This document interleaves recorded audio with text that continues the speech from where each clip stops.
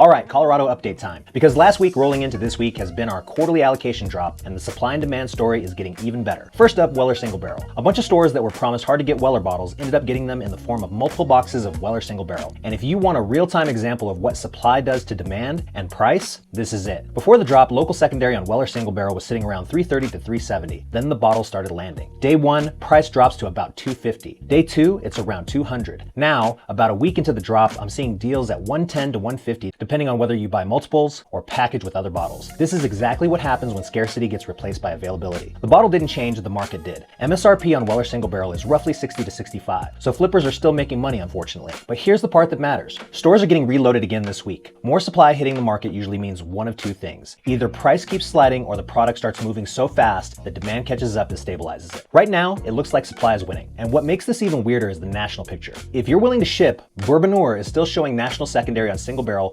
around $350 to $380. So Colorado is turning into a weird little bubble where the local price is collapsing while the national price is still high. We're going to keep an eye on whether those two worlds start to meet in the middle. Now, the monthly drop is where it gets even crazier. We saw cases hit stores of Eagle Rare 10, E.H. Taylor Barrel Proof and Straight Rye, Blanton's Gold and Straight from the Barrel, Elmer T. Lee, plus some random Hancocks showing up. And local pricing is getting more competitive fast. Stores that were charging straight up secondary are scrambling to lower prices because more stores have product and buyers are no longer forced to pay whatever number gets slapped on the tag. That's the market correcting. Now, Hancocks is the weird one. I've seen it at $50.99 and I've seen it as high as $149.99, and nobody is really budging yet. That tells me that there's still perceived scarcity on that bottle, even though they're not moving, at least for right now. If people start thinking it's scarce or premium, demand gets weird and prices get irrational. Last piece, and this is just my conjecture, so don't clip this out of context. With Elmer T. Lee, Hancocks, and Rock Hill Farms rejoining the Barrel Select program, my gut says Buffalo Trace is trying to raise the status and the scarcity of those bottles so the store pick releases carry that much more value, basically turning them into a bigger event. Time will tell if that works, because bourbon prices in general are getting softer. So the question is whether this builds hype again or if it's too late and we're already in the correction phase.